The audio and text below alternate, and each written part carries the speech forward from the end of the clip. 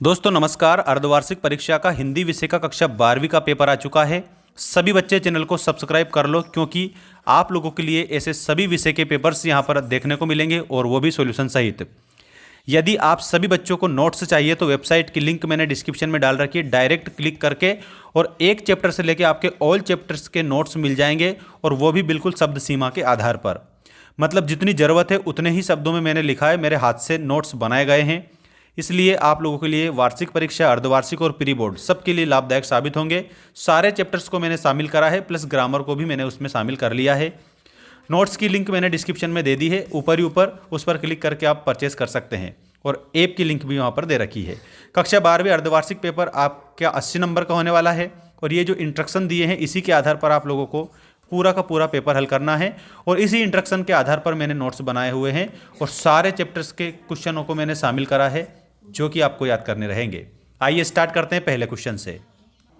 देखिए प्यारे बच्चों, यहाँ पर आप लोगों का सही विकल्प चुनकर लिखिए वाला क्वेश्चन ये रहा। विराट के प्रति जिज्ञासा की भावना मिलती है प्रगतिवाद में, प्रयोगवाद में, छायावाद में या फिर नई कविता में। तो विराट के प्रति जिज्ञासा की जो भावना है वो मिलती है छायावाद में। तो आपका इसमें आंसर क्या हो जाएगा? छायावाद हो जाएगा। इसके बाद में नेक्स्ट देखेंगे, किसके अंकुर फूटते हैं? शब्द के, कल्पना के या फिर विचार के या फिर काव्य कृति के। तो जब अंकुर फूटने की बात आती है ना, तब आप लोगों को शब्द के अंकुर लिखना रहेगा। किसके अंकुर फूटते हैं? तो शब्द के अंकुर फूटते हैं। सभी बच्चे चैनल को सब्सक्राइब करके रखना क्योंकि आप लोगों के लिए सबसे बेहतर अपडेट मैं लेकर आऊँगा ताकि आपको फ़ायदा हो। श्यामनगर के राज दरबार का दर्शनीय जीव कौन था? श्यामनगर का जो दर्शनीय जीव था वो था, याद रखना, लुट्टन सिंह पहलवान श्यामनगर का दर्शनीय जीव था। तो इसमें लुट्टन सिंह। अगला है नेक्स्ट क्वेश्चन, जूझ पाठ के लेखक कौन हैं? आनंद यादव, ओम थानवी, मनोहर श्याम खरे, विष्णु खरे या मनोहर श्याम जोशी। यहाँ पर जूझ जो है इस पाठ के लेखक थे आनंद यादव। आनंद यादव आपका आंसर याद रखना है सभी स्टूडेंट को और ये आपका आंसर हो गया। इसके बाद में भारत में पहला छापाखाना खुला था। कहाँ पर खुला था? गोवा में खुला था पहला छापाखाना। तो इसके आंसर में आपको गोवा लिखना है सभी बच्चों को। शब्द शक्ति के कितने भेद माने गए? 3 भेद माने हैं। पहला है अभिधा, मैं लिख देता हूँ आप लोगों के लिए नाम, ठीक है। अभिधा के बाद में दूसरा है लक्षणा, क्योंकि नाम भी पूछे जाते हैं इसलिए लक्षणा। और तीसरा है व्यंजना। तो अभिधा, लक्षणा, व्यंजना, ये शब्द शक्ति के 3 प्रकार होते हैं। शब्द में निहित शक्ति को शब्द शक्ति कहा जाता है।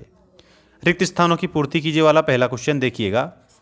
हिंदी साहित्य का सर्वोत्कृष्ट महाकाव्य है, सबसे उत्कृष्ट महाकाव्य जिसे सर्वोत्कृष्ट बोला जाता है। तो आपको क्या करना है? इस महाकाव्य के रूप में आपको रामचरितमानस लिखना रहेगा। तो खाली स्थान में आपको रामचरितमानस पहले में लिख देना रहेगा, ठीक है, रामचरितमानस। नेक्स्ट है, 1972 में धर्मवीर भारती को भारत सरकार की ओर से कौन सा पुरस्कार मिला था? तो पद्मश्री पुरस्कार उन्हें मिल गया था। तो आपको पद्मश्री लिखना रहेगा। सोंदल के अगर मास्टर पढ़ाने आते थे, मराठी भाषा के मास्टर थे, तो ये मराठी भाषा पढ़ाने आते थे। रवि पूर्व से निकलता है का शुद्ध रूप क्या है? तो इस रवि में बड़ी की मात्रा लगी है बल्कि छोटी की मात्रा लगती है।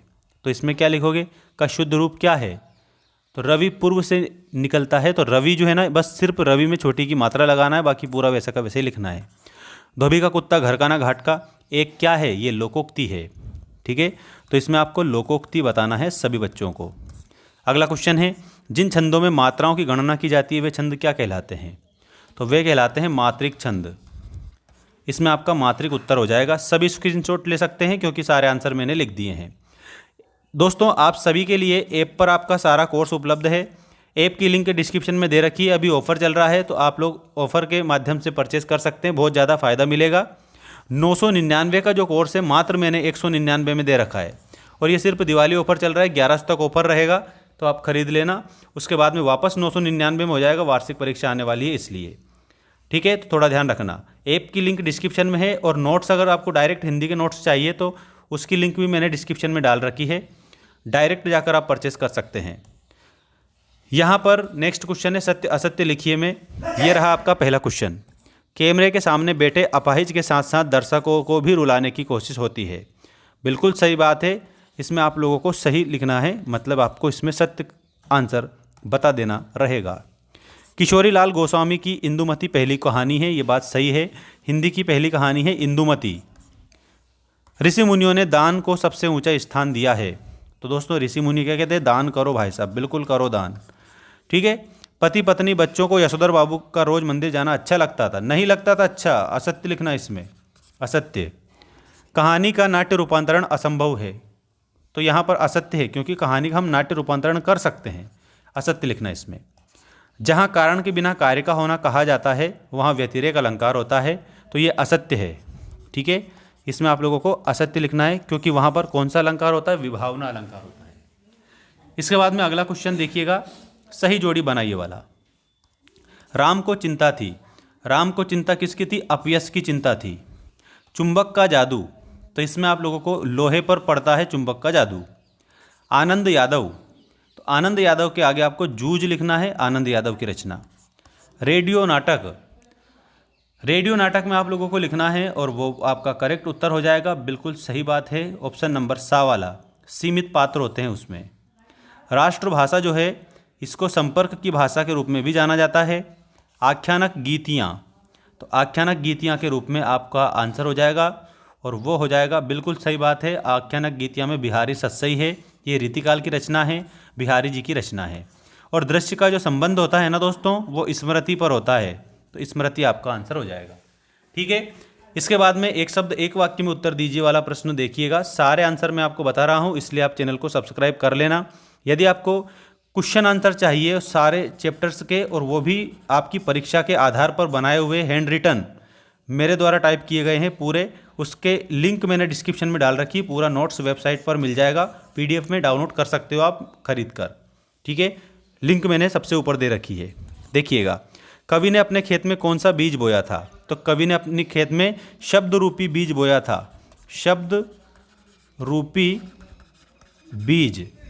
नेक्स्ट है, चांद सिंह के गुरु का नाम क्या था? तो पहलवान बादल सिंह। इसमें आपको लिखना है पहलवान बादल सिंह, ये आपका आंसर हो जाएगा। मोहनजोदड़ो नगर कितने हजार साल पुराना है? तो यहाँ पर मोहनजोदड़ो 5000 साल पुराना नगर है, तो इसमें आपको क्या लिखना है? 5000 साल पुराना। ठीक है, ये आप लोगों का इसमें आंसर होगा। अगला है, समाचार के अंतर्गत किसी घटना का नवीनतम और महत्वपूर्ण पहलू क्या है? क्लाइमेक्स होता है, इसमें आपको क्लाइमेक्स लिखना रहेगा। ठीक है, climax will be correct answer. अगला है, विपरीतार्थक शब्द युग्म का कोई एक उदाहरण लिखिए। विपरीत जो शब्द युग्म है ना, उसका एक उदाहरण मैं यहाँ पर लिख रहा हूँ, जिसमें आकाश पाताल आप लिख देना। ये विपरीत शब्द युग्म है, आकाश और पाताल। नेक्स्ट है, दो या दो से अधिक व्यक्तियों के बीच होने वाला संभाषण क्या कहलाता है? संभाषण संवाद कहलाता है, तो इसमें आपको संवाद लिखना रहेगा। जिस काव्य के छंदों का पूर्वापर संबंध ना हो उसे क्या कहते हैं? उसे हम मुक्तक काव्य कहते हैं, इसमें आप लोगों को मुक्तक लिखना रहेगा। ठीक है, मुक्तक काव्य, ये आपका सही उत्तर हो जाएगा। सभी बच्चे चैनल को सब्सक्राइब करके रखना। ऐप की लिंक मैंने डिस्क्रिप्शन में डाल रखी है और इंस्टा की लिंक भी दे रखी है, तो आप ऐप को डाउनलोड कर लेना, जहाँ पर आपके कोर्स मिलेंगे। इंस्टा को फॉलो कर लेना, जहाँ पर आपको अपडेट मिलेगी। धन्यवाद।